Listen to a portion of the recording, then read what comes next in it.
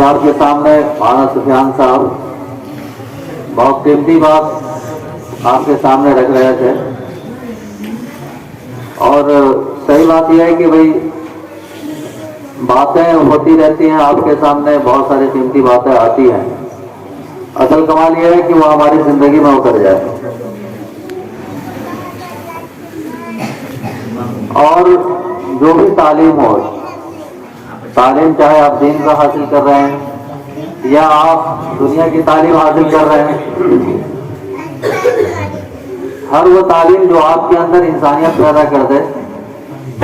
جو آپ کو اپنے بڑوں کا حق و احترام کرنا سکھا دے، جو آپ کو آپ کے رب کی پہچان کروا دے، تو وہ ساری تعلیم نفع بخش ہے اور اللہ کے نزدیک وہ قابل قبول ہے۔ ایک ڈاکٹر بنتا ہے اور ڈاکٹر انسانی جسم پہ تجربہ کرتا ہے، اور تجربہ کرتے کرتے اگر اللہ کی پہچان ہو جاتی ہے تو یقین جانیے کہ وہ میڈیکل کا اسٹوڈنٹ چاہے وہ زندگی میں جتنا بھی پڑھا ہو، وہ سارے اوقات ان کے عبادت میں شمار کیے جائیں، اس لیے کہ اس تعلیم نے اسے اپنے رب کی پہچان کروا دی۔ تو ہمیں اپنے اللہ کو پہچاننا ہے، اپنے رب کو پہچاننا ہے۔ اور تعلیم اگر آپ کو بےایمانی سکھا دیتی ہے، آپ اگر کرپٹ ہو جاتے ہیں، آپ کو جرائم کی طرف لے جاتی ہے، آپ کو بے ادبی سکھاتی ہے، بد اخلاقی سکھاتی ہے، تو چاہے وہ جس طرح کی بھی تعلیم ہو، وہ تعلیم آپ کے لیے نفع بخش نہیں ہے۔ اس لیے تعلیم آ جانے کے بعد اگر آپ کے اندر بدلاؤ آ رہا ہے، اگر آپ اپنے رب سے قریب ہو رہے ہیں، تو یقیناً وہ علم اور وہ تعلیم اللہ کے یہاں مقبول ہے اور اللہ اسے قبول فرماتے ہیں۔ خاص طور پہ میں اپنے مدارس کے بچوں کو دیکھتا ہوں کہ وہ احساس کمتری کے شکار ہوتے ہیں۔ جیسے کہ ابھی مولانا نے بتایا نا کہ بھائی آپ دوسرے کے لباس کو دیکھ کر کے اپنے آپ کو آپ کم محسوس نہیں کریں، اس کو احساس کمتری کہتے ہیں۔ یہ ایک طرح سے سمجھیے ناکامی کی بہت بڑی وجہ ہوتی ہے جب ہم احساس کمتری کے شکار ہو جاتے ہیں کہ صاحب فلاں علم بہت اچھا، یہ علم بہت کمزور ہے، بہت کم ہے، یا اس کی وجہ سے ہمیں کوئی اچھی نوکری نہیں ملے گی، ہم سماج میں اچھی نگاہ سے نہیں دیکھے جائیں گے۔ میں کہتا ہوں کہ بھائی اپنے نبی کے فرمان پہ یقین کرو کہ میرے نبی نے فرمایا خیرکم من تعلم القرآن وعلمہ۔ آپ کے بہتری کی سرٹیفکیٹ تو اللہ کے نبی نے، اللہ نے اپنے نبی کی زبانی آپ کو دلوا دی۔ اب اس کے بعد تو ہمارے دل و دماغ میں ذرہ برابر کی کوئی شک اور شبہ رہنا ہی نہیں چاہیے،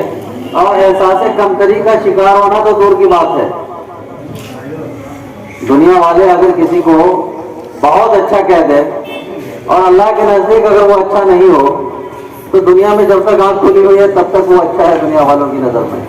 اصل کمال یہ ہے کہ اللہ کی نگاہ میں ہمیں اچھا بننا ہے، اللہ کی نگاہ میں ہمیں محبوب بننا ہے، اللہ کی نگاہ میں ہمیں پسندیدہ بننا ہے، اور یہ چیز اللہ کی طرف پلٹے بغیر آپ کو حاصل نہیں ہو سکتی ہے۔ بہت ساری قیمتی باتیں آپ کے سامنے آئی ہیں، اور پڑھنے سبق یاد کرنے کے تعلق سے، پڑھنے پڑھانے کے تعلق سے بہت سی باتیں آپ کے سامنے آ چکی ہیں۔ تو میں آپ لوگوں سے بس یہی درخواست کرتا ہوں کہ آپ اس پر عمل کریں، اور الحمدللہ یہ سب باتیں آپ کو ہفتہ واری پروگرام میں بھی آپ کے سامنے آتی رہتی ہیں کہ بھائی ان سب باتوں کو اپنے زندگی میں لائیے۔ ایک بات میں یہ کہنا چاہتا ہوں، خاص طور پہ یہاں پہ گارجین حضرات ہیں، کہ بچے جب حفظ مکمل کر لیتے ہیں سبق پڑھ کر کے، تو اس کے بعد گارجین یہ سمجھتے ہیں کہ اب میرا بچہ حافظ قرآن ہو گیا، اب اس کے بعد دور کیے ہوئے بغیر دوسرے علم میں اور دوسرے تعلیم گاہوں میں اسے مشغول کر دیتے ہیں۔ نتیجہ یہ ہوتا ہے کہ وہ نہ ادھر کا رہتا ہے نہ ادھر کا رہتا ہے۔ یہ بات اپنے ذہن میں بیٹھا لیجیے کہ ابھی اس نے سبق پڑھ کر کے، اور ایک وہ پروسیس پہلا پروسیس تھا جو پہلی چیز تھی اسے حاصل کیا ہے، ابھی وہ دور کے مرحلے سے ابھی وہ فارغ نہیں ہوا ہے، اور قرآن کو یاد کرنے کے لیے ضروری ہے کم سے کم دور ہونا چاہیے۔ دور کے بغیر قرآن کے اندر پختگی نہیں آئے گی۔ تو میں گارجین حضرات سے کہوں گا کہ جب تک جہاں بھی آپ کے بچے پڑھ رہے ہیں،